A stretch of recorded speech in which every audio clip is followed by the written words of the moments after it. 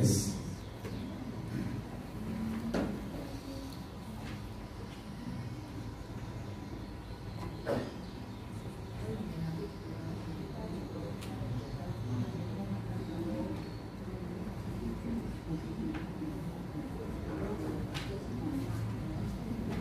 Baik, para ibu, kita mulai kajian kita. Assalamualaikum warahmatullahi wabarakatuh. Innal hamdalillah nahmaduhu wa nasta'inuhu wa nastaghfiruh wa na'udzu billahi min shururi anfusina wa min sayyiati a'malina. Man yahdihillahu fala mudilla lahu wa man yudlil fala hadiya lahu. وأشهد أن لا إله إلا الله وحده لا شريك له وأشهد أن محمدا عبده ورسوله لا نبي بعده. اللهم صل وسلم وبارك على محمد صلى الله عليه وعلى آله وأصحابه ومن تبعهم بإحسان إلى يوم الدين. أما بعد. Puji syukur kita panjatkan kepada Allah Jalla wa'ala yang telah melimpahkan nikmat kepada kita, dipertemukan kita di majelis yang mulia ini dalam keadaan sehat walafiat, dalam kondisi tetap iman. Semoga Allah Tabaraka wa Ta'ala memberikan kita kemudahan untuk mengkaji ayat-ayat Allah, sunnah-sunnah Rasul Sallallahu Alaihi Wasallam, dan dimudahkan kita pula mengamalkannya dalam kehidupan kita sehari-hari. Semoga salawat dan salam terlimpah kepada junjungan kita, baginda Nabi Muhammad sallallahu alaihi wasallam. Demikian pula untuk keluarga beliau, keturunannya, para sahabatnya, dan seluruh pengikutnya hingga tibanya hari kiamat. Ikhwatal iman, a'izzakumullah. Kita melanjutkan pembahasan tentang Dajjal sampai kepada bagian yang kelima, yakni para pengikut-pengikut Dajjal. Di antara pengikut-pengikut Dajjal, yang pertama adalah orang-orang Yahudi. Kemudian yang kedua yaitu orang-orang yang durhaka, para pendurhaka, orang yang durhaka kepada Allah Jalla wa'ala. Yang ketiga adalah yakni pelaku kesesatan, pelaku kesesatan, atau bisa dikatakan pelaku-pelaku bid'ah. Dan yang keempat yakni para wanita. Wanita, secara umum wanita, tetapi yang dimaksud wanita di sini yakni wanita-wanita yang mudah untuk dipengaruhi keimanannya. Tentu bukan wanita yang solihah. Kalau wanita yang solihah pasti tidak akan pernah mampu diperdaya oleh Dajjal. Kemudian yang kelima yaitu syaitan. Ini pengikut yang kelima, ya. Kemudian yang keenam yakni para sahar. Sahar atau sahir, yaitu tukang-tukang sihir, atau mereka yang mempraktekkan perbuatan-perbuatan sihir. Ini termasuk orang yang akan mengikuti Dajjal. Dan yang ketujuh yaitu orang yang pengikut hawa nafsu, ahlul ahwa, para pengikut hawa nafsu. Nah, pengikut hawa nafsu ini bisa jadi secara spesifik dia adalah orang-orang yang hobinya, hidupnya memuaskan nafsunya dan menjadikan hawa nafsunya sebagai al-ilah. Al-ilah yaitu sebagai sesembahan, menyembah hawa nafsunya. Paling tidak ini yang saya dapatkan dari beberapa literatur yang saya pelajari, dan kita akan coba satu persatu mengambil dari beberapa sumber hadis untuk menjelaskannya. Yang pertama tadi apa? Al-Yahud, ya, Yahudi. Didasarkan atas sabda Nabi sallallahu alaihi wasallam dalam Sahih Muslim nomor 2944. Ini di nomor asli ya, di Pustaka As-Sunnah. Bersumber hadis dari sahabat Anas bin Malik, Anas bin Malikin, dari Anas bin Malik radhiyallahu taala anhu, anna Rasulullah sallallahu alaihi wasallam, bahwasanya Rasul sallallahu alaihi wasallam bersabda, yatba'ud dajjala min Yahudi Asbahan. Akan ada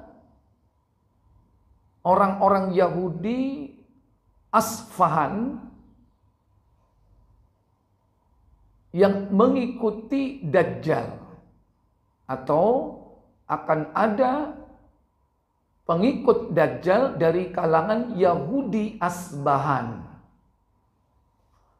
Berapa jumlahnya? Sab'una alfan, yakni sebanyak 70.000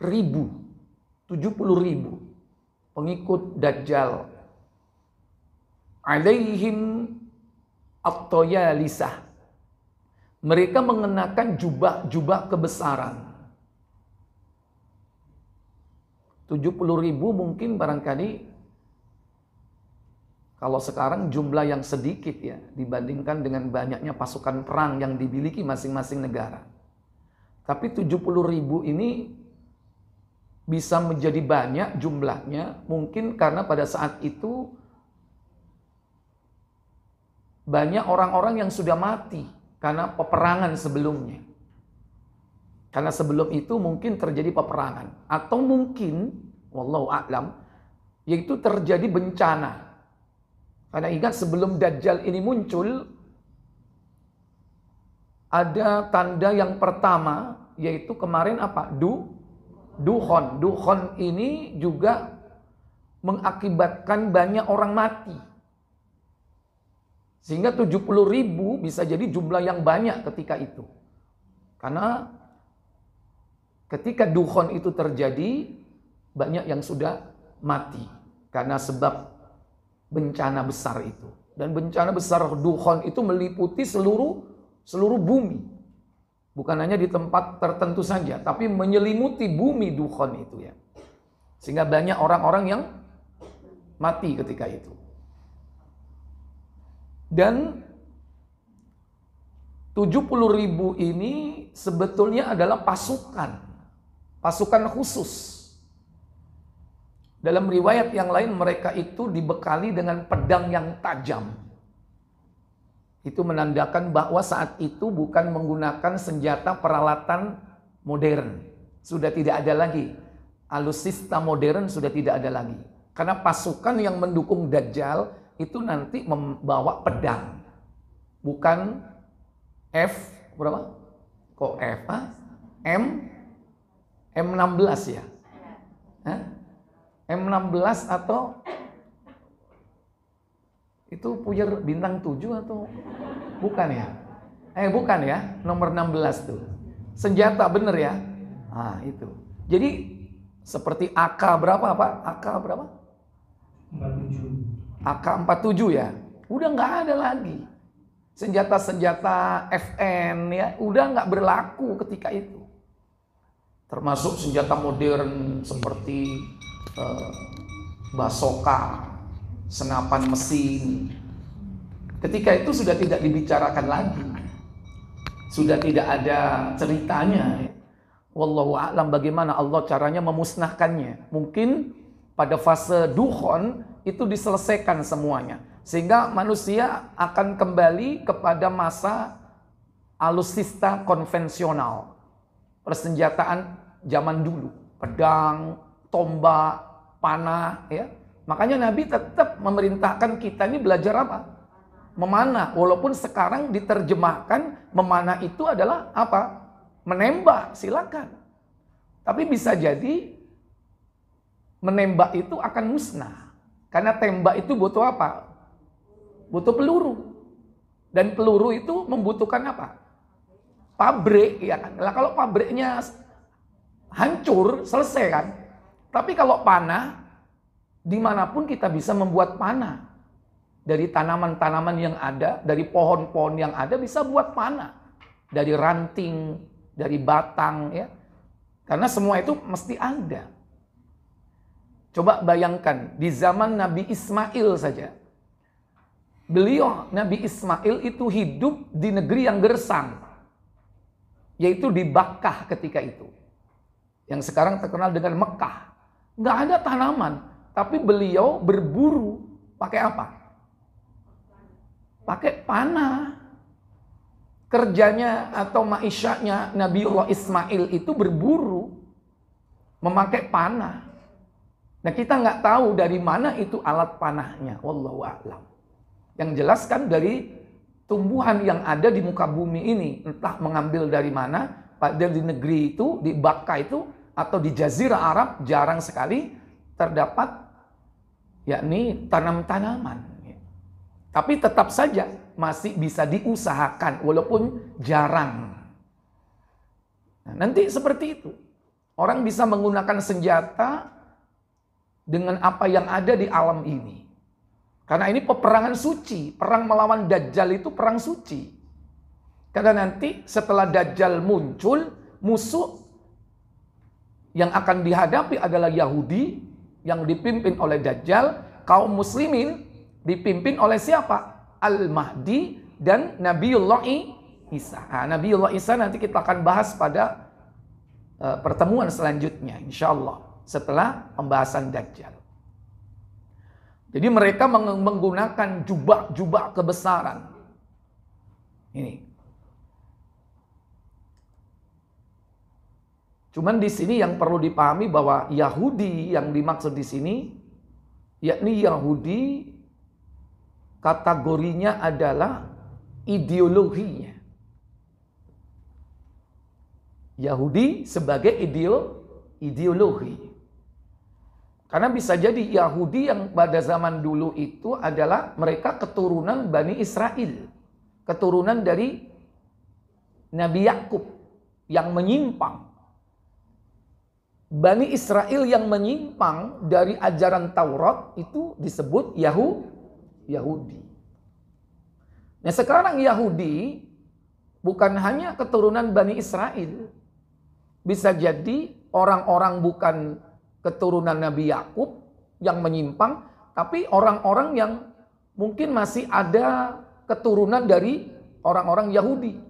Karena sudah bias ya, keturunan mereka sudah berbaur dengan orang-orang di muka bumi ini.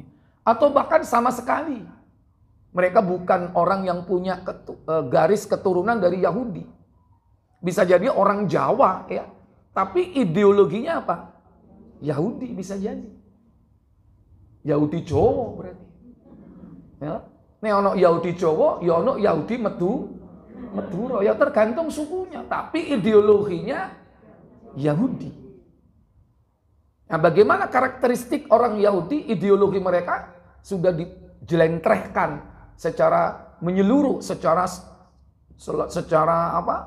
Sempurna di dalam Al-Qur'an. Bagaimana sifat karakter mereka itu ada di dalam Al-Qur'an semuanya. Bisa jadi sifat-sifat itu melekat kepada orang yang bukan keturunan Israel atau keturunan Nabi Yakub. Nah, itu yang harus difahami. Bisa jadi mereka adalah orang-orang yang bukan dari keturunan Bani Israel. Tapi mereka memiliki pemahaman seperti orang-orang Yahudi. Yang kedua, ada yang mengatakan bahwa 70.000 itu menyatu kedua-duanya antara keturunan Bani Israel dan ideologinya Yahudi. Jadi dua. Di samping dia keturunannya Israel, dan juga ideologinya sama seperti Yahudi.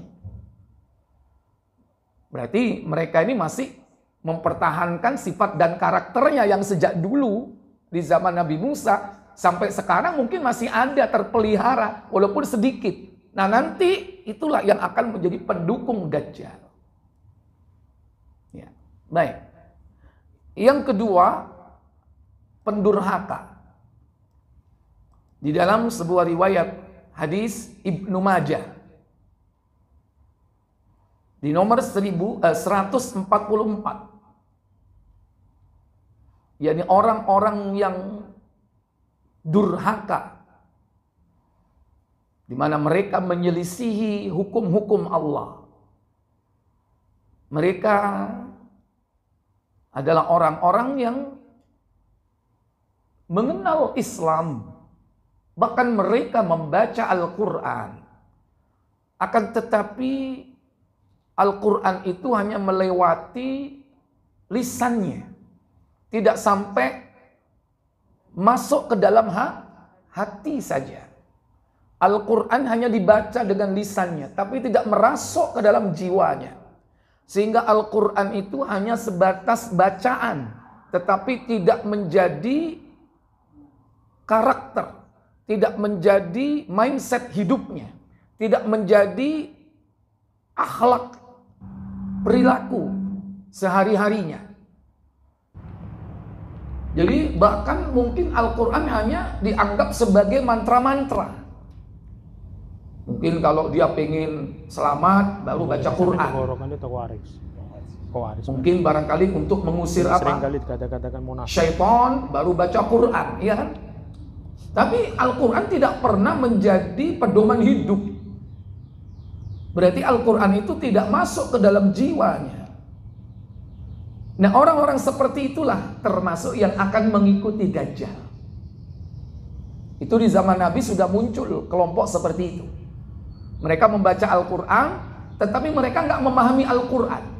Sehingga kelompok ini mudah mengkafirkan ketika melihat sesuatu tidak cocok dengan Al-Quran secara letterlek. Ketika Al-Quran mengatakan siapa yang tidak berhukum dengan hukum Allah maka kafir. Nah, kafir di sini dipahami kafir secara totalitas, keluar dari Islam. Padahal yang dimaksud ayat Allah, orang-orang yang tidak berhukum, wa man lam yahkum, dan barang siapa yang tidak berhukum bima anzalallah, dengan apa yang diturunkan oleh Allah, faulaika humul kafirun, mereka itu adalah orang-orang kafir. Yang dimaksud dalam ayat itu adalah al-kufru duna kufrin, yaitu kufur kecil. Kenapa? Mereka tidak mempraktekkan hukum itu karena ada asbab, tapi mereka tetap meyakini bahwa Al-Quran adalah hukum terbaik. Nggak ada yang lebih baik daripada Al-Quran. Cuman ketika itu dia tidak melakukannya, tidak mengamalkannya. Nah, orang seperti itu belum bisa dikatakan kafir secara keseluruhan. Belum bisa dikatakan dia murtad. Belum bisa dikatakan dia telah keluar dari Islam. Tapi dia melakukan dosa besar. Nah, beda dengan kelompok takfiri yang sejak zaman sahabat itu sudah muncul. Inilah yang kemudian disebut dengan kelompok Khawarij. Nah, ideologi Khawarij ini tetap ada dari zaman ke zaman sampai akhir zaman. Nah, di antara salah satu sifat mereka yaitu apa? Yakni orang yang menganggap bahwa Al-Quran itu sebatas pemahaman secara lafaz saja. Memahami Al-Quran secara lafziyah. Tapi mereka tidak mau merujuk kepada penafsiran yang benar. takwil yang benar, yakni dari kalangan para ulama. Tentu ulama-ulama yang memang punya keahlian dalam bidang itu, para ulama ahli tafsir, ahli takwil, yang memang sudah diakui dalam dunia Islam sejak mulai pertama, yaitu siapa? Abdullah bin Abbas radhiyallahu taala anhuma. Siapa lagi? Abdullah bin Mas'ud radhiyallahu taala anhu. Itu tokoh-tokoh mufassir. Mereka adalah ahli-ahli tafsir, ahli-ahli takwil. Makanya Abdullah bin Abbas ketika itu diutus oleh Khalifah Ali bin Abi Thalib untuk mendakwai Khawarij. Karena subhat yang meliputi orang-orang Khawarij itu sampai mereka memberontak kepada Khalifah Ali bin Abi Thalib. Dikirimlah Abdullah bin Abbas, berdialog 3 hari 3 malam mereka. Sebagian tobat, sebagian masih bangkel. Oh, bangkel. Sebagian masih bersikukuh dengan pemahamannya. Ya. Jadi dari sejarah yang terjadi pada zaman sahabat, salah satu sifat dan karakter mereka, mereka membaca Al-Quran, tetapi Al-Quran itu tidak melewati kerongkongan mereka, tidak merasuk ke dalam hati dan jiwanya. Oleh karena itu dalam hadis Ibnu Majah disampaikan oleh Ibnu Abbas, Abdullah bin Umar radhiyallahu taala anhuma, bahwasanya Rasul sallallahu alaihi wasallam bersabda. Silakan dibaca hadisnya, sudah ketemu? Sudah. Silakan. Dari Ibnu Umar radhiyallahu anhuma bahwa Rasulullah SAW bersabda, akan muncul kelompok yang membaca Al-Quran tetapi tidak sampai melewati tenggorokan mereka. Manakala kelompok tersebut muncul, maka berhak untuk dipotong. Maksudnya berhak untuk diperangi, boleh untuk diperangi. Dipotong di situ apa? Diperangi. Dan para sahabat dulu sudah memeranginya. Ali bin Abi Thalib radhiyallahu taala anhu sudah memerangi mereka. Bahkan ada tokohnya yang sudah tewas ketika itu ya. Dan itu sudah disebutkan oleh Nabi bahwa nanti akan ada tokoh dengan tanda yang ada pada tangannya ya. Dan setelah dicari, tokoh itu tewas. Padahal dikabarkan sebelumnya mereka adalah orang-orang yang membantah Rasulullah. Membantah Rasulullah SAW tentang apa yang sudah diputuskan oleh beliau, tapi dibantah. Nabi mengatakan dari keturunan orang ini nanti akan muncul orang-orang yang memerangi kalian. Dan itu sudah terbukti akhirnya. Maka di sini disebutkan oleh Rasulullah SAW, manakala kelompok tersebut muncul, maka kelompok ini berhak atau boleh diperangi. Kullama kharaja qarnun quti'a. Mereka dipotong atau diperangi. Kemudian apa kata beliau sallallahu alaihi wasallam? Ibnu Umar berkata, aku mendengar Rasulullah SAW bersabda, manakala muncul kelompok itu, maka berhak untuk diperangi lebih dari 20 kali. Iya, aktsara min 20 marrah. Rasulullah SAW mengatakan, manakala muncul kelompok ini, maka berhak untuk diperangi. Bahkan beliau mengatakan lebih dari 20 kali. Nah, ini selalu muncul kelompok-kelompok seperti ini, kelompok-kelompok takfiri ya, yang mereka mudah menghukumi kafir saudara sesama muslim tanpa alasan, yakni alasan yang hak, tanpa ilmu yang hak. Jadi dia ini tasahul, bermudah-mudahan atau mudah mengkafirkan. Sehingga apa kata Nabi sallallahu alaihi wasallam berikutnya?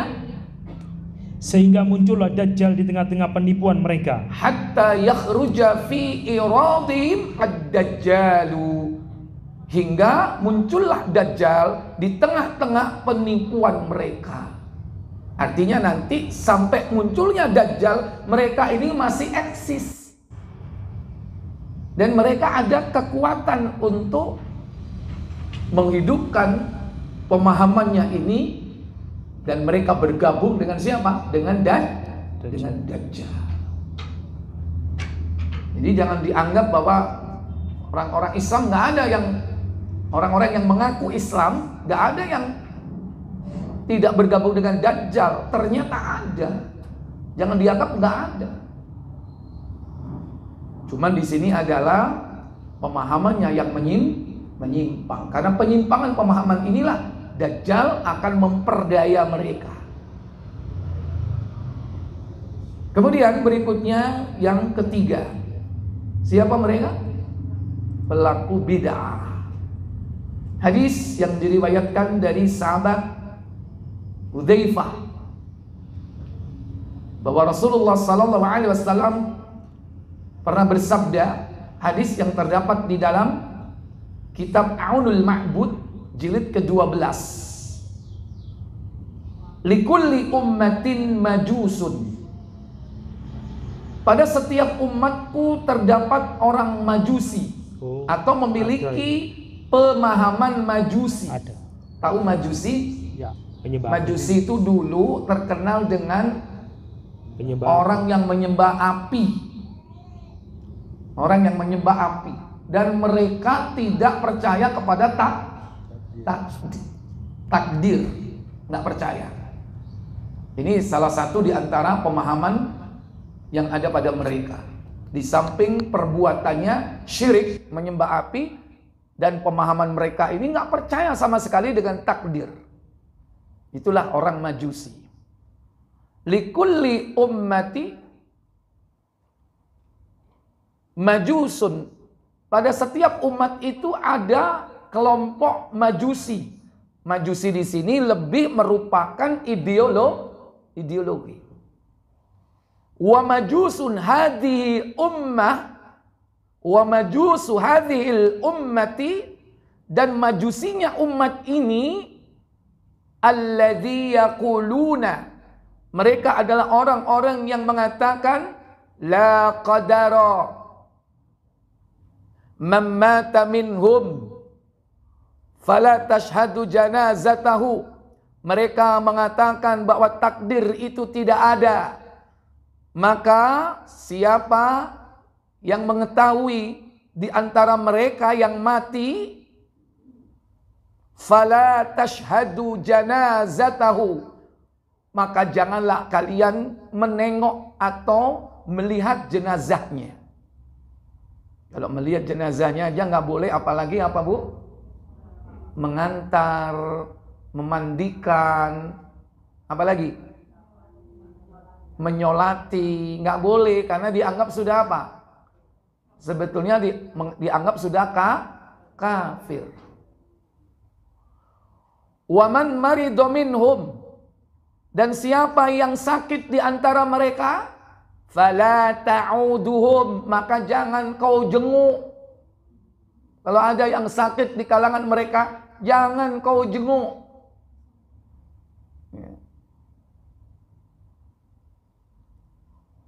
Kemudian wahum syi'atu dajjalin, dan mereka adalah kelompok pengikut Dajjal atau sekte Dajjal.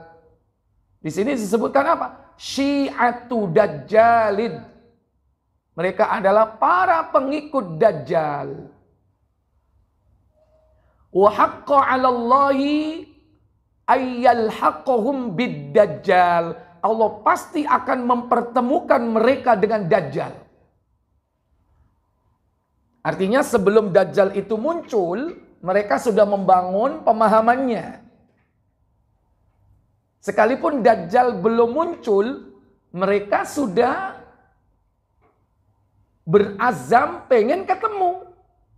Karena dianggap Dajjal ini sebagai pemimpin mereka, sebagai raja mereka. Sebelum Dajjal muncul, mereka mendambakan pertemuannya dengan Dajjal sebagai pemimpin yang mendukung keyakinan mereka. Kira-kira siapa yang paling jelas pada hari ini bisa disebut pelaku bid'ah, mengaku Islam, ya 100. Biasanya ono hadiah kok gak ono ini. Lo lali hadiah. Sing jawab sapa, Mang? Dhewe. Wis gak usah. Sing ngai hadiah jawab dhewe. Wis pekne kabeh. Ya, bawa sini hadiahnya, taruh di depan situ ya. Jadi yang paling jelas sekarang ini ya Syiah. Syiah ini kan mengaku Islam. Bahkan mereka negerinya mengaku sebagai apa? Negara Islam. Revolusinya revolusi Islam. Padahal itu revolusi Syiah. Karena mereka memiliki pokok ajaran agama yang berbeda dengan kita. Rukun Islamnya berbeda, rukun imannya berbeda. Dan mereka ini termasuk orang apa? Yang tidak percaya kepada takdir. Mereka nggak percaya kepada takdir. Makanya ketika pada hari Asyura 10 apa? Muharram, mereka memperingati kematian Husain. Ya. Dengan cara apa mereka? Mereka meratapi kematiannya. Dengan cara menyiksa diri. Ada yang sekedar dipukuli, ada yang dicambuk, ada yang disayat-sayat ya. Mulai dari dahinya yang disayat atau punggungnya yang disayat-sayat. Dengan pisau-pisau kecil atau dengan pedang. Dalam rangka apa? Dalam rangka untuk ikut merasakan kepedihan yang terjadi pada saat Husain dibantai di Karbala. Itu kan sudah berlalu masa itu. Kenapa harus diratapi? Itu sudah takdir dari siapa? Allah. Nggak perlu diratapi. Makanya orang yang tidak percaya kepada takdir itu salah satu efeknya adalah apa? Meratap. Orang kalau tidak yakin kepada ketetapan qada dan qadar, apalagi terkena musibah, dia akan meratap. Suaminya meninggal, dia akan meratap. Padahal takdir kan itu kan. Suamiku, jangan kau tinggalkan aku. Tiada arti dan guna hidupku. Apalagi dulu pernah katanya berjanji sehidup. Bohong, ya kan? Ketika mati nggak mau ikut. Ya, itu termasuk kisah-kisah bualan-bualan yang ya hakikatnya sumbernya dari orang-orang yang lemah. Lemah apa? Iman. Orang kalau lemah iman, nggak percaya sama takdir, jadi bucin dia. Apa bucin? Budak cinta. Makanya susah move on, ya kan? Udahlah, jangan diterusin. Jadi takdir ini penting. Orang kalau nggak percaya kepada takdir, ya yaitu dia bisa masuk kepada pemahaman yang salah dalam pokok akidahnya. Nah, salah satu akidah orang-orang Syiah, mereka nggak percaya kepada takdir. Sehingga rukun iman yang keenam bukan percaya kepada takdir, nggak ada. Rukun iman mereka bukan itu. Ya. Jadi contoh yang paling dekat dengan pengikut Dajjal yang termasuk kategori pelaku bid'ah yaitu Syiah. Kalau kita bicara tentang contoh pelaku bid'ah yang paling jelas dan tegas ya Syiah. Karena dia mengaku Islam, tapi perilakunya bagaimana? Banyak penyimpangan. Dalam hal pokok akidah menyimpang. Tentang keimanan kepada kitab Al-Quran menyimpang. Mereka punya Al-Quran sendiri. Quran mereka disebut Mushaf Fatimah. Yang jumlahnya kata mereka 3 kali lipat dari Al-Quran kita. Kalau kita sekitar 6.000 sekian kan. Mereka berarti 3 lipatnya berapa? 3 kali lipatnya. Ya kurang lebih 18.000 ayatnya. Ketika ditanya di mana itu mushaf, mereka nggak bisa jawab. Katanya apa? Dibawa oleh Imam Al-Mahdi yang sekarang berada di goa. Nanti di akhir zaman dia akan keluar. Itu contoh akidah mereka. Belum lagi nanti dalam hal-hal yang bukan perkara akidah, sangat banyak sekali penyimpangannya. Contoh termasuk dalam hal nikah mut'ah. Itu contoh penyimpangan. Dan itu bid'ah banget ya. Menyimpang dari tata cara Islam memelihara kehormatan dan memelihara keturunan. Kalau mut'ah kan iya, nggak ada nafkah, ya kan?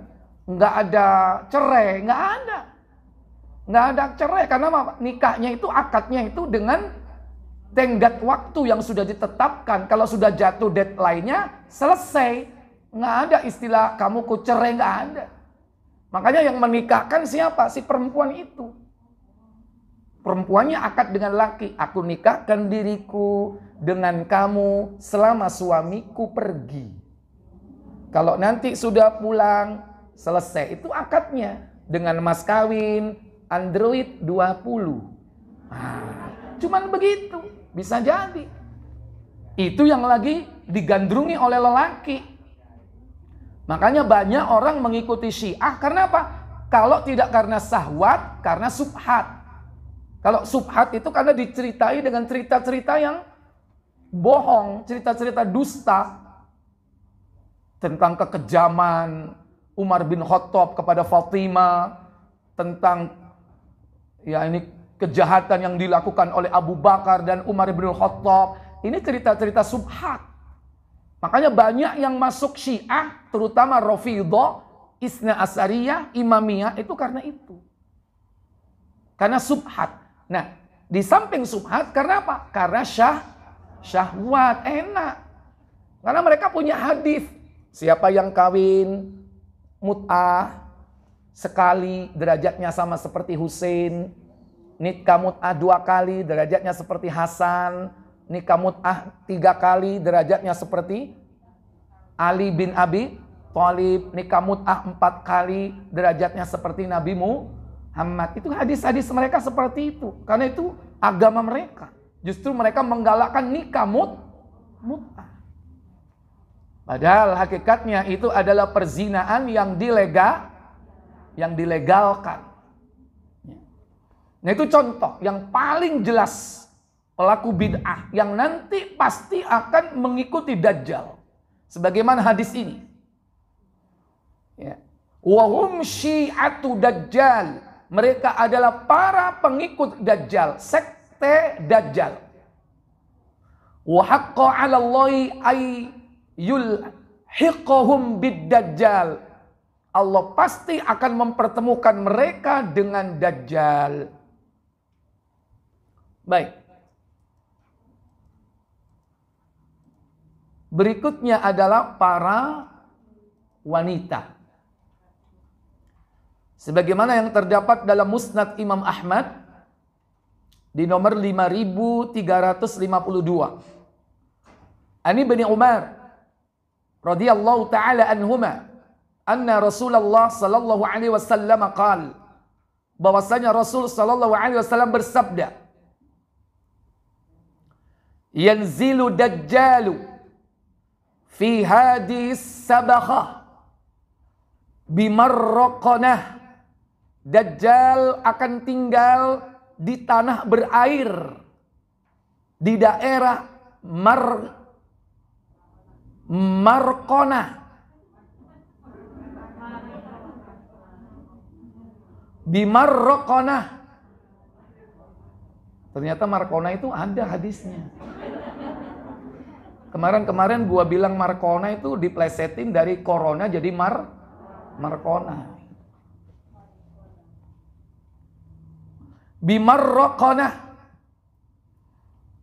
Dajjal tinggal di tanah berair di daerah Marqanah. Fayakuna aktsara may yakhruju minan nisa. Dan kebanyakan orang yang keluar mengikuti Dajjal, yakni minan nisa, yakni para wanita. Hatta hingga innar rajula la yarji'a ila hamimihi, sehingga sampai-sampai seorang lelaki pulang menemui istrinya, wa ila ummihi, menemui ibunya, wa benatihi, wa bani, ya, dan menemui yakni anak perempuannya, wa ukhtihi, menemui saudara perempuannya, wa ammatihi, dan menemui bibinya, fayuthikuha ribatan, lantas mereka mengikat kuat-kuat, yakni para wanita itu. Mulai dari siapa tadi?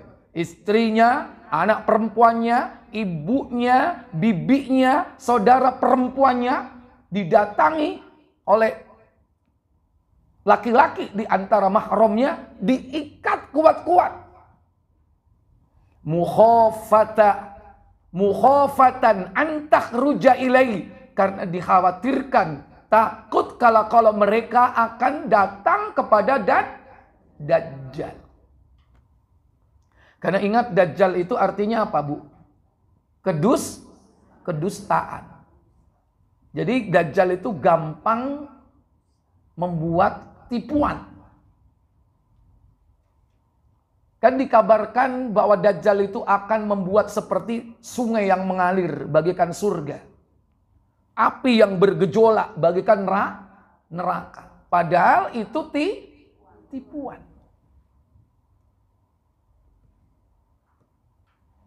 Nah sekarang ini kan umumnya wanita-wanita itu pada suka tipuan kan? Halo? Wanita itu suka tipuan.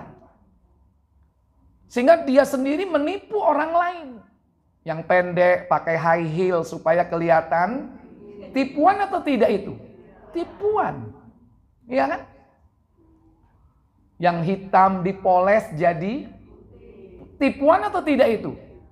Tipuan. Iya kan? Sekalipun tipuan itu ada yang sifatnya sementara, ada yang sifatnya permanen. Kalau permanen berarti dia merubah ciptaan Allah. Alisnya dibuat nanggal sepisan, ya. Padahal kemarin nanggal 15. Gimana nanggal 15 tuh? Bulet dong. Iya. Akhirnya dicukur. Lantas diapain? Bukan ditato sekarang, diapa?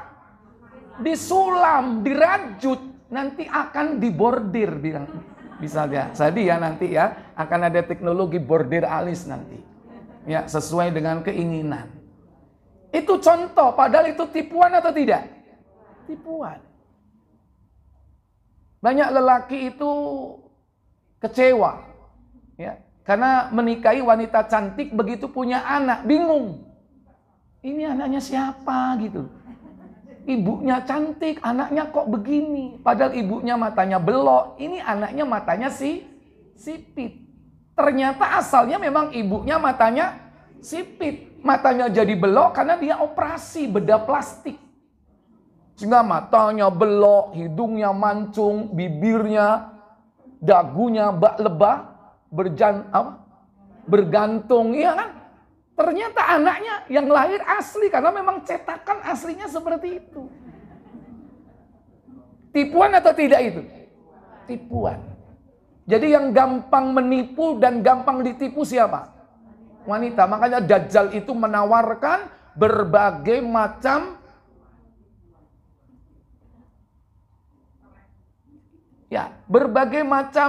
apa yang diinginkan oleh wanita. Karena dia ahli sihir. Apa yang diinginkan wanita itu bisa instan didapat. Mungkin barangkali wanita pengen cantik, bisa jadi dirubah wajahnya oleh Dajjal dengan sihirnya sehingga tampak cantik. Bukankah zaman sekarang kan begitu, sudah ada kan? Pengen tampak cantik, pakai susu biro. Kan pakai susu. Supaya tampak lebih muda. Kan itu tipuan itu. Dajjal itu gampang nanti akan menawarkan langsing dalam sehari. Bisa jadi. Banyak orang datang ke Dajjal, para wanita pengen apa? Pengen langsing dalam sehari. Dajjal bisa nggak merubah dengan cepat? Kalau dia bisa menciptakan surgaan, neraka-nerakaan, kalau hanya sekedar seperti itu, gampang bagi Dajjal. Makanya seluruh tawaran-tawaran yang ada di salon, apalagi, atau mungkin klinik-klinik kecantikan, itu akan dibawa oleh Dajjal. Sehingga banyak wanita datang berduyun-duyun untuk mendapatkan, yakni kecantikan itu. Nah disitulah banyak nanti wanita akan menjadi pengikut siapa? Pengikut Dajjal. Sehingga nanti banyak para lelaki, apakah itu bapaknya, apakah itu adalah anak laki-lakinya, ataukah itu adalah suaminya, apakah itu adalah saudara lelakinya, maka para wanita yang ada di rumahnya itu disekap. Bisa jadi bukan diikat ya, dimasukkan ke kamar, digembok, dikunci supaya dia nggak keluar. Kalau enggak, karena Dajjal itu memiliki apa? Medan magnet yang kuat. Dia punya daya tarik yang luar biasa. Sehingga banyak orang-orang kesedot datang ke mereka, ke Dajjal. Inilah yang namanya fitnah yang akan terjadi di akhir zaman. Yang kita tiap hari berdoa, yakni wa min syarri fitnatil masihid dajjal, dan dari keburukan fitnah Dajjal. Yang kedua, yang kelima, pengikutnya siapa? Syaitan. Sebagaimana dalam surah Asy-Syu'ara. Surah Asy-Syu'ara, surah yang ke-26, pada ayat 221.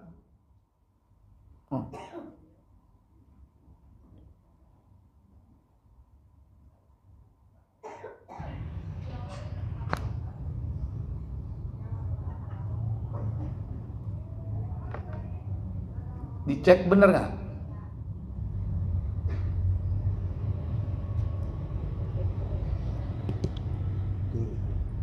Setan itu turun.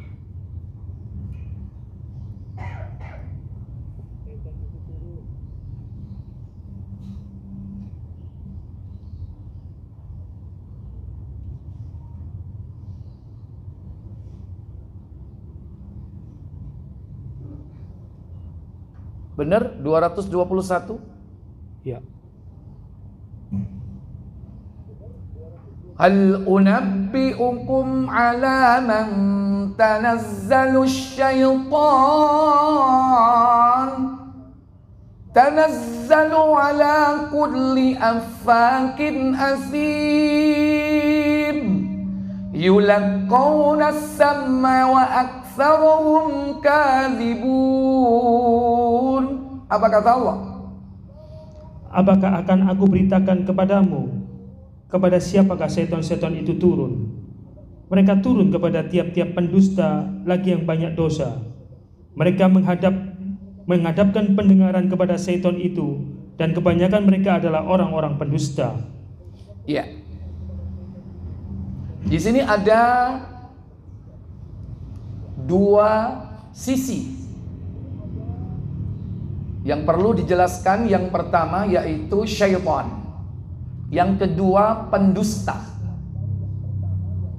Dan ini bisa berlaku kebalikannya.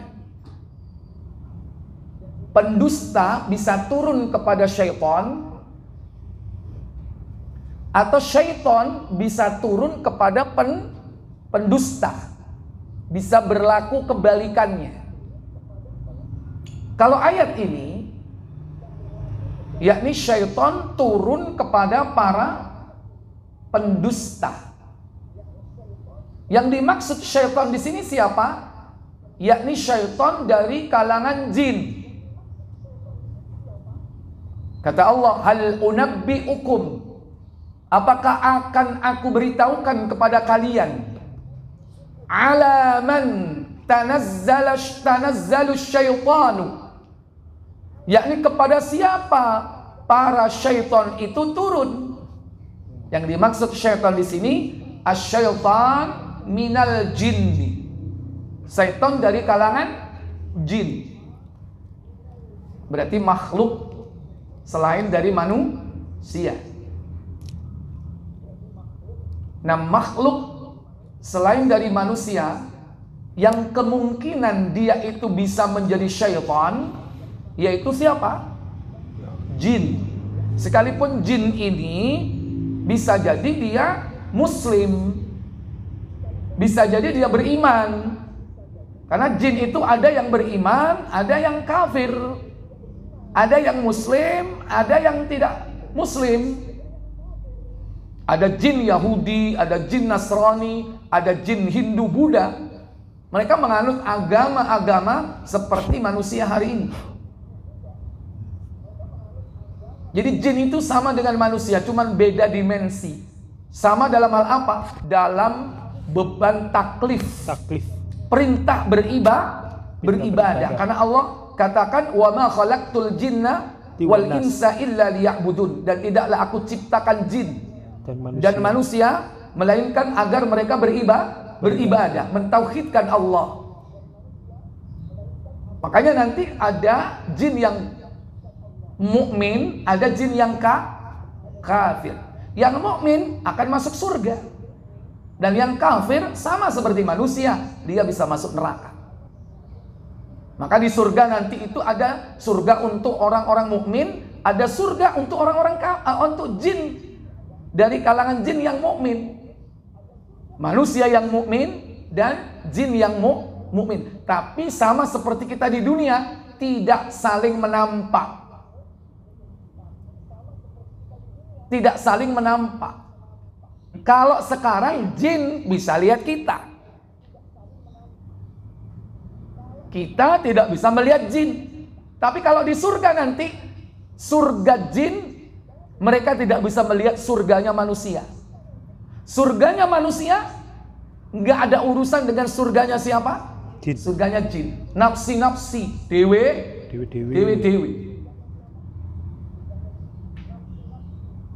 Jangankan antara jin manusia, sesama istri saja, karena di sana istrinya banyak. Antara istri yang satu dengan istri yang tidak saling ketemu, sendiri-sendiri, masing-masing punya dunianya, tidak saling ketemu mereka. Istrinya 10, nggak ada yang tahu kalau itu istrinya. Itu di surga seperti itu dijelaskan dalam hadis Muslim. Jadi ya, dimaksud dengan syaitan di sini adalah yaitu syaitan dari kalangan siapa? Jin. Nah, setan dari kalangan jin ini tanazzalu ala kulli affakin athim. Mereka turun kepada setiap pendusta lagi banyak berbuat dosa. Siapa pendusta? Yaitu kepada manusia yang suka bohong, yang suka berdusta dan suka berbuat dosa. Makanya orang yang hobi berdusta, dia akan didatangi oleh syaitan dari kalangan jin. Bisa jadi syaitan dari kalangan jin ini mengaku sebagai apa? Sebagai nabi, sebagai rasul, sebagai orang alim yang memberikan jasa, membantu. Intinya apa? Dia menawarkan diri untuk menolong. Pada hakikatnya dia hendak menyesatkan. Bahkan dia puncaknya mengaku sebagai apa? Allah. Dia datang kepada para pendusta. Di antara contoh para pendusta siapa? Yaitu para dukun. Dengan sebutan yang beraneka macam, paranormal, wong pinter, apalagi mbah, eyang. Ia kadang dipanggil ustadz, kadang dipanggil kiai, kadang dipanggil Gus, kadang dipanggil Habib, tapi hakikatnya dia adalah dukun. Dia hobi mendustai orang, mendustai dengan ya barang-barang kliniknya. Oh, ini nanti akan begini, kamu amalkan ini nanti begini, padahal itu bohong semua. Dia menerima berita dari syaitan, kemudian berita itu ditambah dengan 100 kedustaan, kemudian disampaikan kepada manusia. Nah, ini contoh, yakni syaitan datang kepada pendusta. Yang teknisnya disebut oleh Allah dalam ayat ini, yulaqawna sam'a wa aktsaruhumul kadzibun. Mereka mendekatkan pendengarannya kepada syaitan, di mana para dukun ini mereka mendengarkan berita-berita dari syaitan dari kalangan jin, dan kebanyakan mereka adalah para pendusta. Siapa yang berdusta? Baik jinnya berdusta maupun dukunnya pun berdusta. Golekno kembang seta, itu kan syarat-syarat yang biasanya disuruh disediakan. Sediakno wedhus dit ro.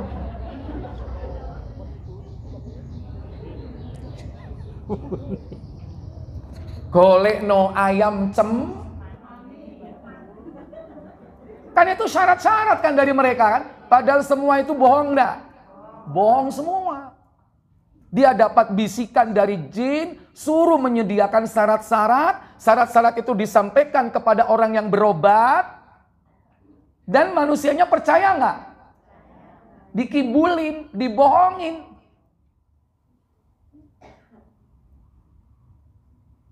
Jadi syaitan yang datang kepada para pendusta. Nah, nanti dibalik, karena Dajjal ini adalah pendusta besar, maka Dajjallah yang akan datang kepada para syaitan. Kenapa? Karena Dajjal sendiri adalah syaitan. Apa? Punya sifat-sifat syaitoniyah yang menentang Allah, yang menandingi Allah, dan bahkan mengaku sebagai Allah. Padahal Dajjal adalah manusia, bukan jin Dajjal itu. Tapi dia masternya pendusta. The master. Ya. Masternya the master, para pendusta. Nah, dia akan datang kepada siapa? Yaitu para syaitan. Syaitan itu siapa? Minal jinnati wan nas. Baik dia datang kepada jin untuk menyesatkan jin-jin mukmin, tapi jin-jin kafir yang akan bergabung dengan mereka untuk memperkuat kedustaannya. Dan juga syaitan dari kalangan manusia. Dia datang kepada syaitan dari kalangan manusia untuk apa? Untuk menyesatkan mereka dan memperkuat kesesatan mereka. Dan Dajjal didukung, mereka bersatu. Jadi ada kalanya syaitan itu datang kepada para pendusta saat ini, dan nanti kelak pendusta besar Dajjal ini akan mendatangi para syaitan. Baik syaitan dari kalangan jin maupun dari kalangan manusia. Dan mereka berkolaborasi, saling membantu, dan saling mendukung antara satu dengan yang lainnya. Kemudian yang keenam,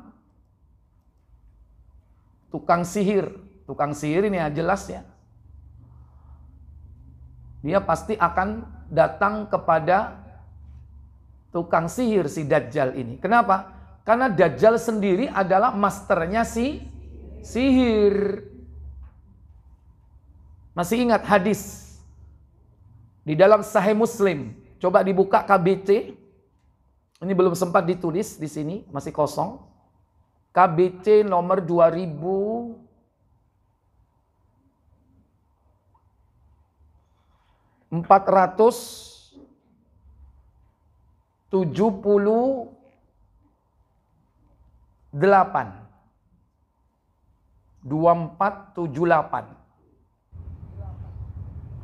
Dajjal akan membawa tipuan yang itu tidak lain adalah sihir.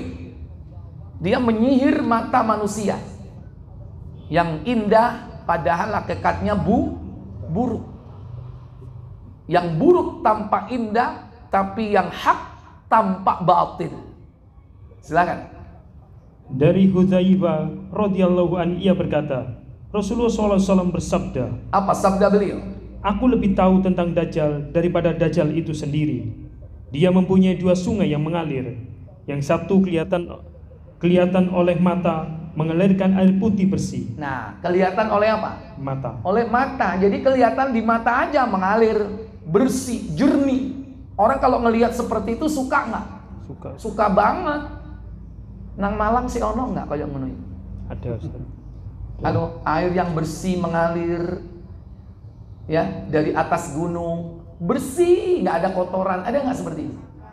Namun direk, aku tak kepingin.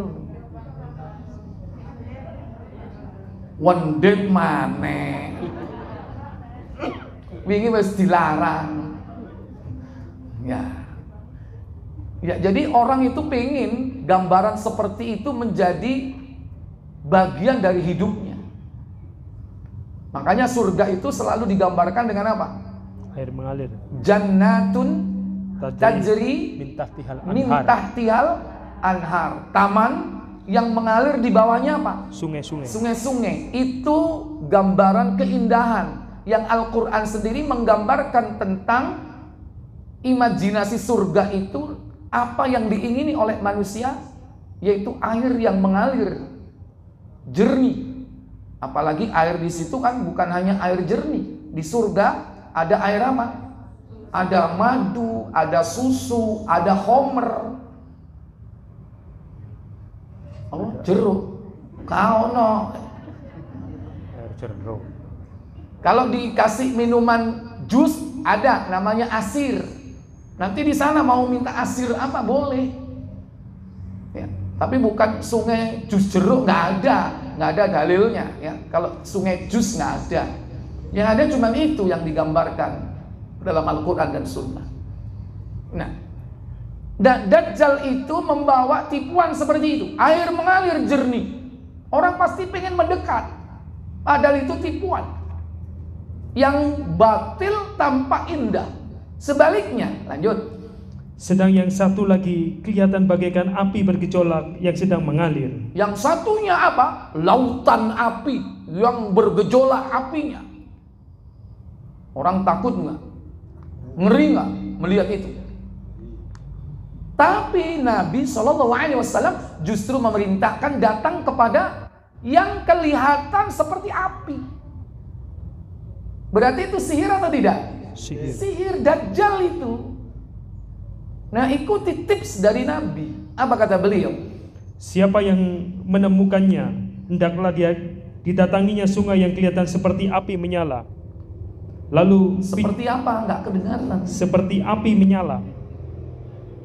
Api menyala. Iya. Ya, itu. Mic-nya mati. Ya, kalau Pak Didi pakai power gede, suaranya hilang. Makanya itu mic-nya kelihatannya harus dengan lemah lembut. Ya. Coba diulangi lagi. Hendaklah mendatangi api yang bergejolak. Siap. Gimana diulang? Tes. Siapa yang menemukannya, hendaklah ia mendatangi sungai yang kelihatan seperti api menyala. Nah, seperti api yang menyala-nyala. Disuruh datang, padahal takut nggak manusia? Takut. Jangankan lautan api ya, lihat ban dibakar aja takut nggak? Takut. Apalagi lautan api. Ya, ini tipuan yang luar biasa nanti yang akan dibawa oleh Dajjal. Lantas ketika sudah sampai di api itu, apa yang dilakukan? Lanjut. Lalu picingkan mata. Picingkan mata. Gimana? Riep-riep. Begitu dipicingkan mata, ketokane duduk geni rek banyu. Makanya Nabi nyuruh apa? Nyuruh memicingkan mata. Karena dengan memicingkan mata, itu akan kelihatan hakikat yang sebenarnya. Ya, suruh memicingkan mata. Dan yang kedua, tundukkan kepala. Suruh menundukkan kepala. Disuruh menundukkan kepala untuk mendekat ke api itu. Begitu kelihatan kok kayak air, dia semakin yakin ini bukan api, dia tundukkan kepalanya, semakin mendekat ke api, sampai mendekat. Begitu mendekat, apa kata Nabi? Dan minumlah airnya. Minumlah airnya, disuruh minum. Tapi orang yang lain pada lihat, wedan itu geni diombe kan. Padahal dia nggak tahu kalau yang diminum itu apa kata Nabi? Lanjut. Maka sesungguhnya itulah air sejuk. Air sejuk. Orang yang lihat seperti api. Tapi orang yang beriman ketika mengikuti tips dari Nabi, dia datangi api itu, dia picingkan mata, dia tundukkan kepala, dia minum airnya. Ternyata benar, itulah hakikat air yang sejuk. Berarti hebat gak Dajjal itu membuat tipuan?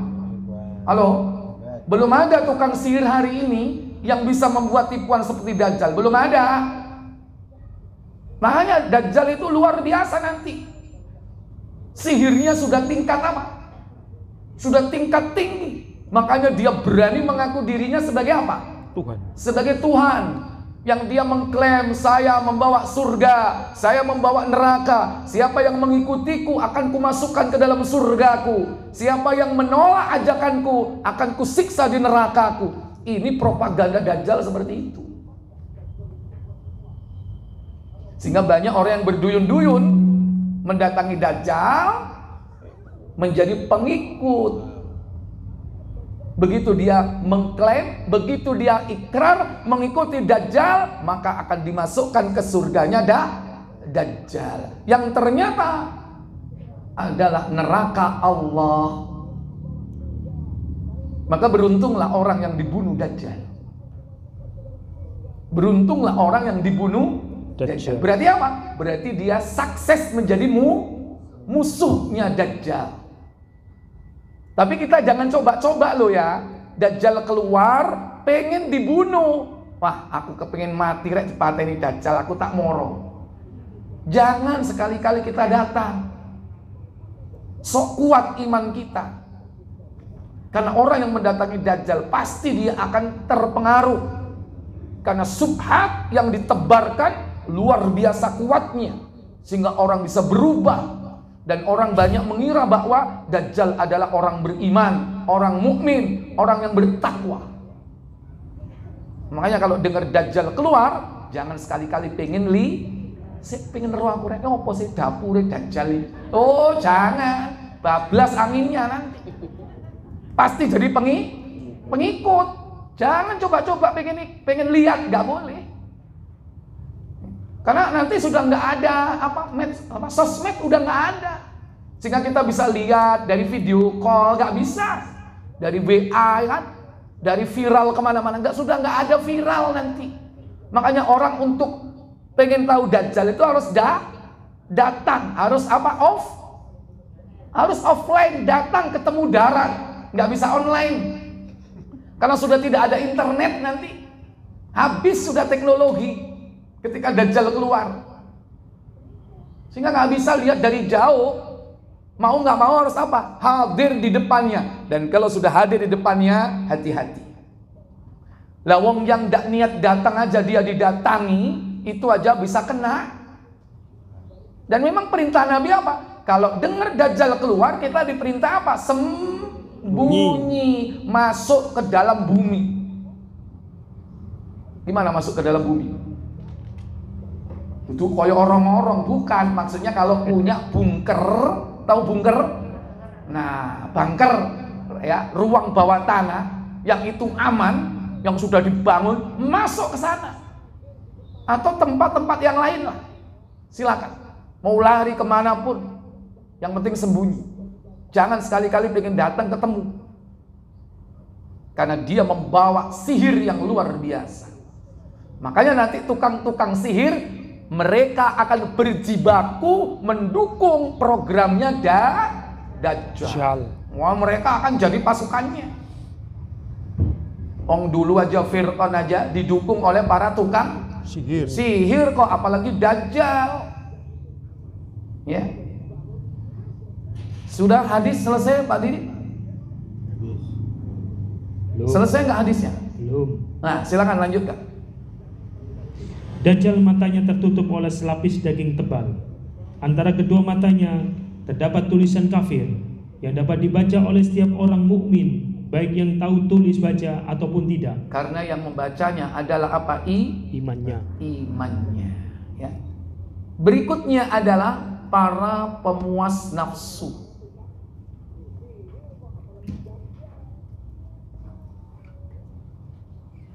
Hadis yang diriwayatkan dari seorang tabi'in, ya, seorang sahabat, ya. Hadis ini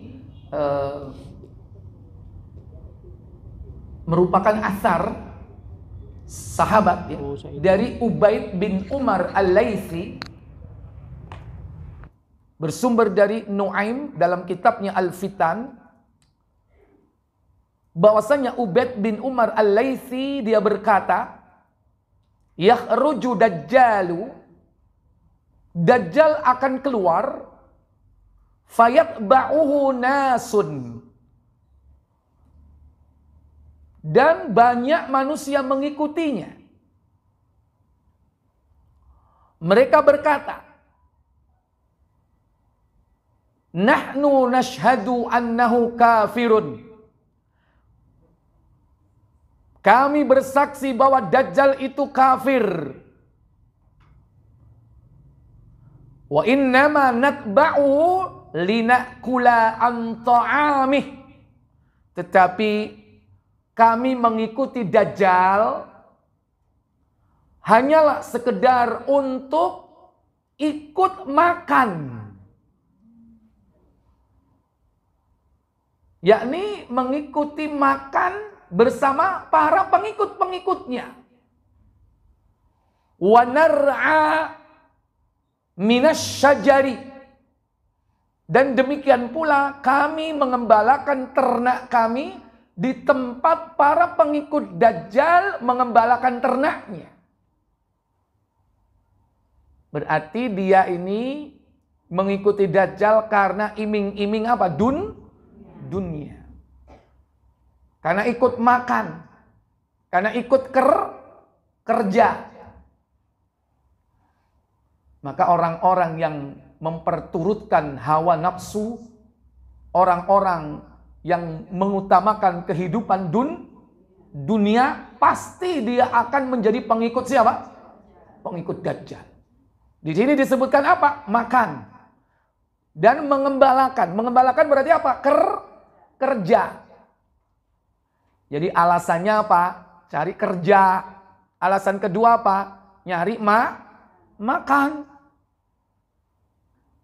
Dan keduanya ini apa? Kaitannya dengan apa? Nafsu. Nafsu apa? Duniawiyah. Mereka sudah nggak memperhatikan agama lagi. Sudah nggak memperhatikan Al-Quran. Sudah tidak memperhatikan As-Sunnah. Padahal Nabi banyak memperingatkan. Aku nek ngikuti hadis Nabi gak mangan. Aku kalau mengikuti sunnah, ngikuti syariat, gak akan kerja. Kenapa? Kalau ngikuti sunnah, dikit-dikit haram. Gini gak boleh, gitu gak boleh. Sekarang sudah ada gak cikal bakalnya seperti itu?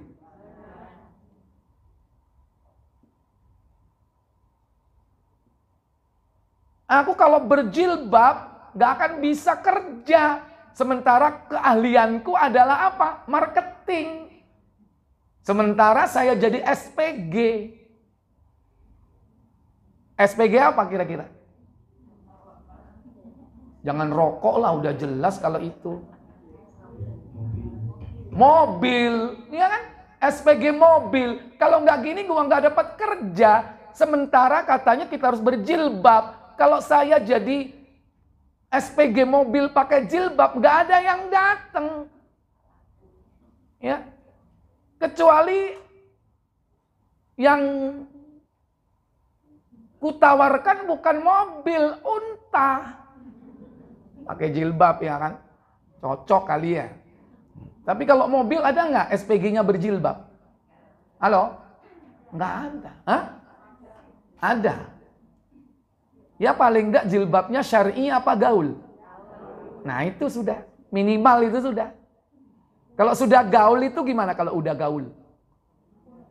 Masih kelihatan auratnya nggak? Ya memang kulitnya tidak kelihatan. Tapi lekuknya kelihatan nggak? Nah aurat itu bukan hanya kulit. Tapi lekuk tubuh itu termasuk aurat nggak? Aurat. Dan laki-laki itu suka nggak dengan lekuk-lekuk tubuh itu? Lu wis ngerti ngono lho. Nah itu. Pastilah nanti jilbabnya paling nggak syar'i. Kalaupun ada. Tapi jarang ya. Yang jadi SPG, apalagi SPG apa itu? Hah? Ya.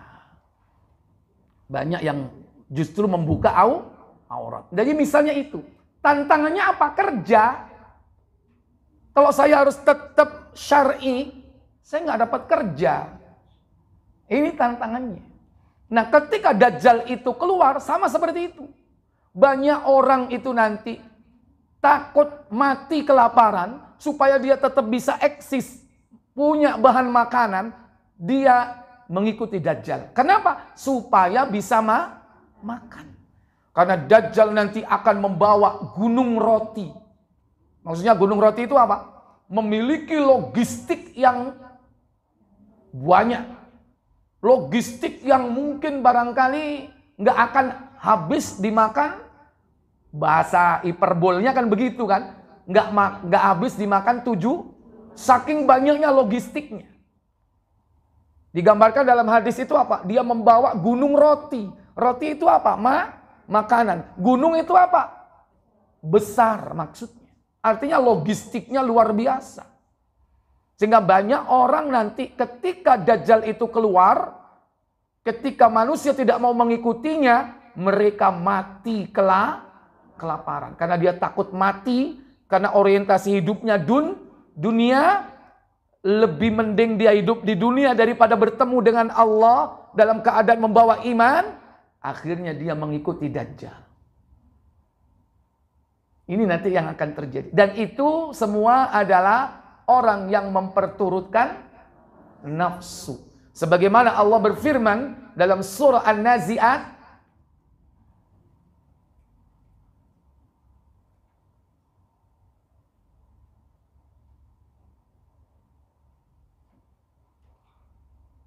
فَأَمَّا مَنْ طَغَى وَآثَرَ الْحَيَاةَ الدُّنْيَا فَإِنَّ الْجَحِيمَ هِيَ الْمَأْوَى. Masih aku kapan? Ayat berapa itu? Surah 79 ayat berapa? Nasi'ah.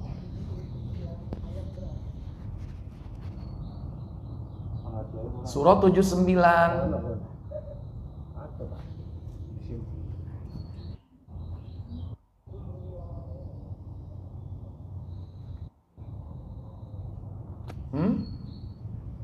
Gak krungu aku mau. Fa'amma man tagha wa athara al-hayata ad-dunya. 37. Fa innal jahima hiyal ma'wa. Apa kata Allah Jalla wa Ala? 37. Adapun orang yang melampaui batas. Orang yang melampaui batas. Dan lebih mengutamakan kehidupan dunia. Lebih mengutamakan kehidupan dunia. Takut nggak makan. Takut nggak dapat kerja. Ujung-ujungnya takut apa? Takut mati. Orang kalau takut mati, maka dia akan cinta kepada apa? dunia. Dunia atau sebaliknya, orang kalau cinta dunia dia akan takut Mati. Maka apa ancamannya? Maka sesungguhnya nerakalah tempat tinggalnya. Neraka tempat tinggalnya, yang ketika di dunia bisa jadi saat Dajjal itu keluar, dia masuk ke surganya Dajjal, dan hakikatnya dia masuk ke nerakanya Allah. Sebaliknya, wa amma man wa amma man khafa maqama rabbi wa nahan nafsa 'anil hawa fa innal jannata hiyal ma'wa. Lanjut.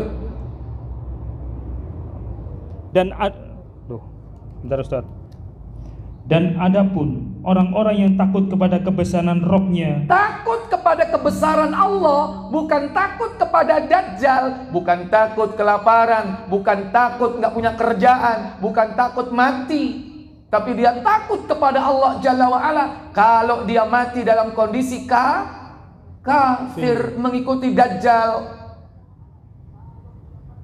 bagaimana hidupnya nanti ketika Dajjal keluar? Lanjut. Dan menahan diri dari keinginan hawa nafsunya. Nah, orang seperti inilah orang yang selamat. Wa nahan nafsa 'anil hawa, dan menahan diri dari mengikuti hawa nafsu. Hawa nafsu, pengen soge, pengen apa mana? Pengen macam-macam, pangkat, kedudukan, apa macam-macam. Fa innal jannata hiyal ma'wa, maka sesungguhnya surgalah tempat tinggalnya. Iya. Dalam hadis ini dikatakan fa idza nazala ghadabullahi nazala alaihim jami'a.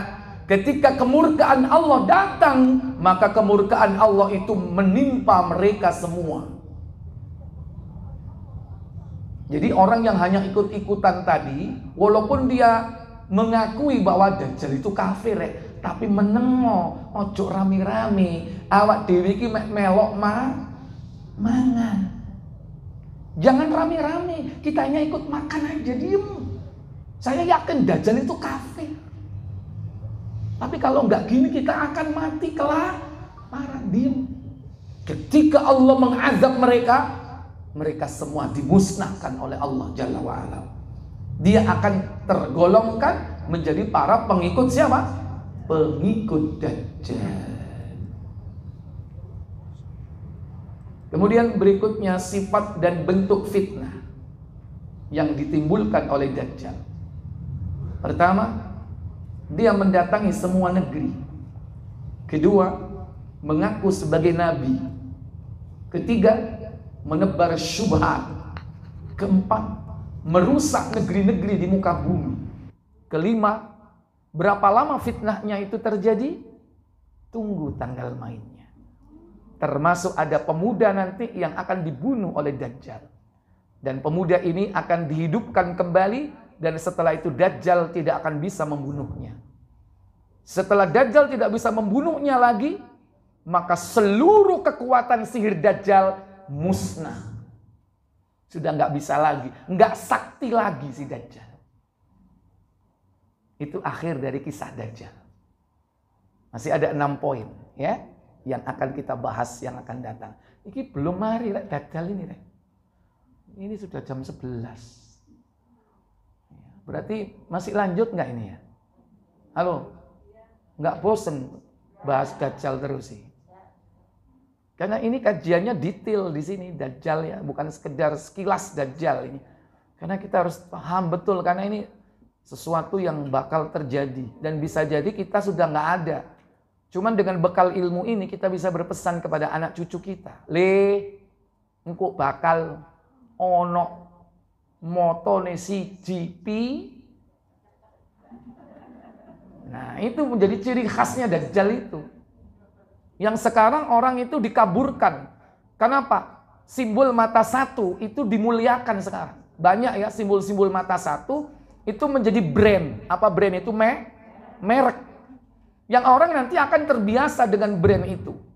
Mulai dari brand produk sampai film-film kartun itu kadang didesain mereka familiar dengan apa? Dengan tampilan one eye, mata satu. Artis-artis juga itu selalu dengan isyarat dan kode-kode mata satu. Kadang mereka menyanyi dengan cara menutup matanya begini.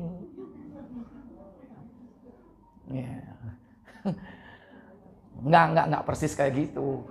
Itu contoh saja. Nah, itu nanti insya Allah kita akan bahas pada pertemuan berikutnya. Baik, saya tetap beri kesempatan 2 pertanyaan saja. Silakan, singkat saja. 1 lagi, 2. Baik, cukup. Ibu, silakan.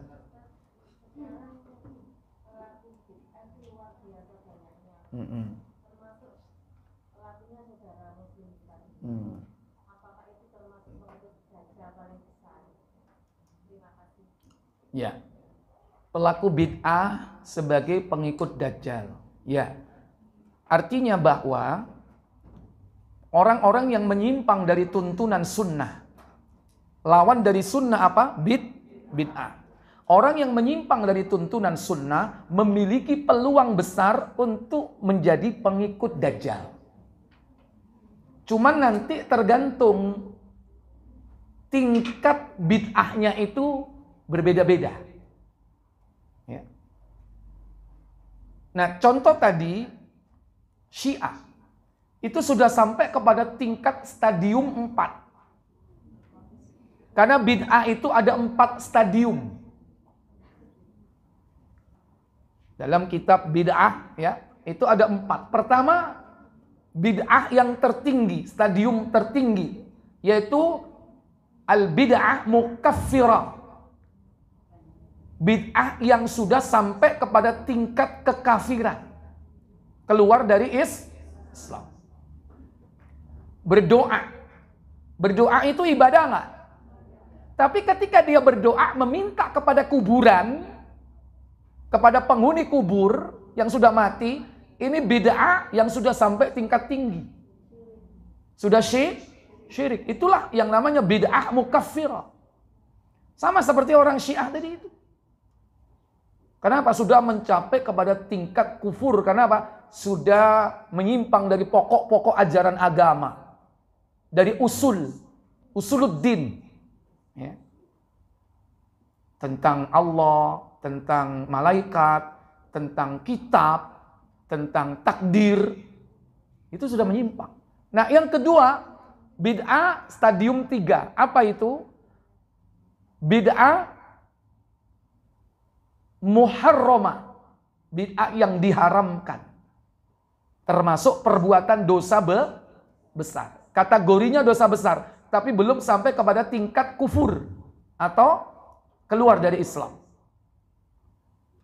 Ada lagi bid'ah yang kedua, stadium 2, lebih rendah lagi. Apa? Yakni bid'ah makruh litahrim, makruh yang mendekati keharaman. Dan yang terakhir, yang paling rendah, yakni apa? Makruh tanzih. Bid'ah yang dilarang, yang harus dijauhi.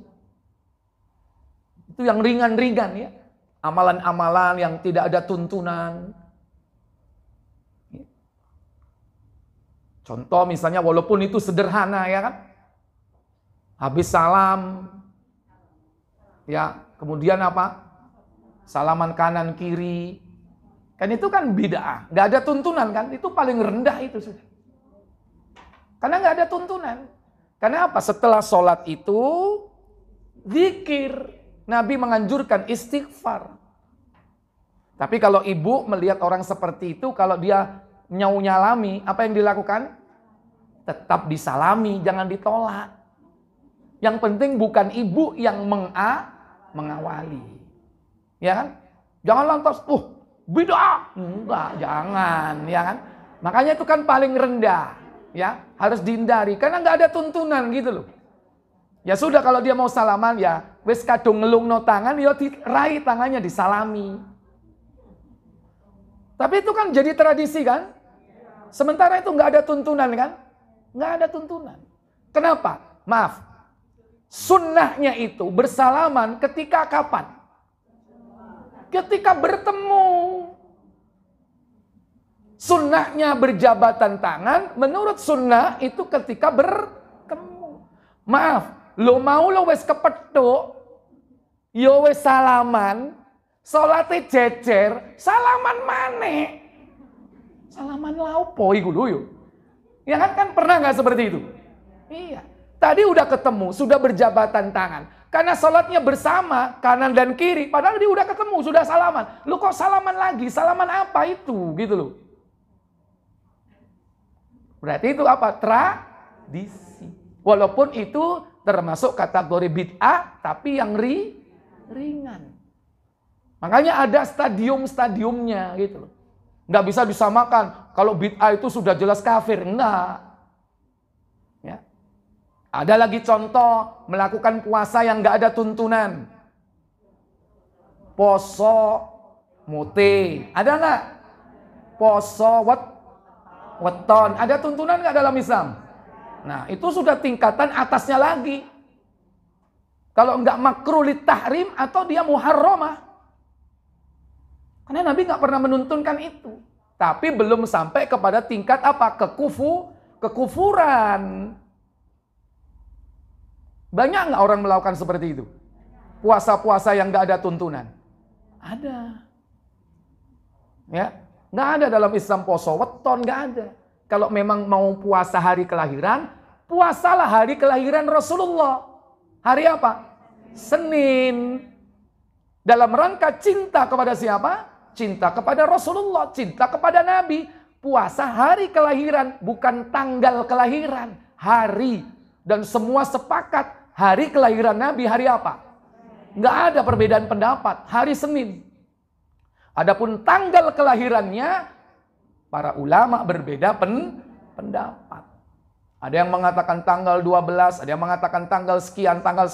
Khilaf di kalangan ulama. Kalau kita ngaku cinta Nabi, ikuti sunnah Rasul. Ya kan? Kalau kita keluar dari sunnah Rasul, itu namanya bid'ah. Lantas dengan analogi mempuasakan hari kelahiran Rasul, kita kan punya hari kelahiran plus dengan wetonnya. Rebo paing, Sabtu Kemis lek. Nah, masing-masing orang punya puasa sendiri dong kalau begitu. Nah, ini nggak ada tuntunan. Nah, ini nanti masuk kategori yang mana dari 4 itu.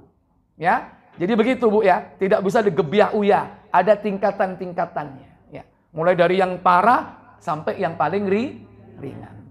Ya, dan kita harus bijak menghadapi itu. Kadang apa? Kadang orang itu tidak tahu. Hanya sekedar apa? Anut gru biuk norok bun. Silakan Bu.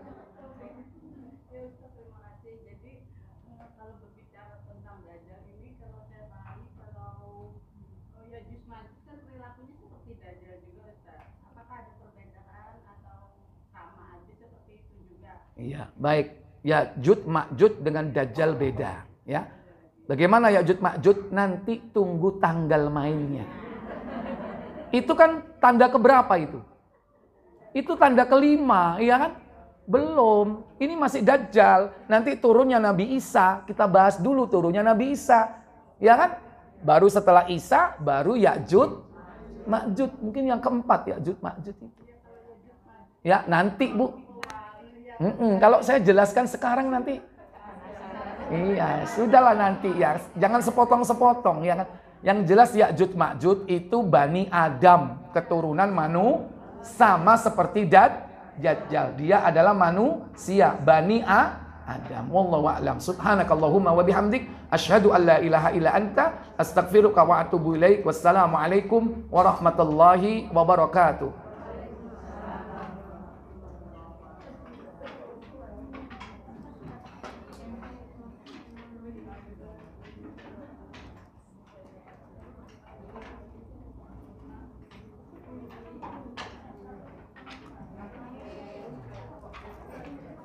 Yang tanya tadi mana?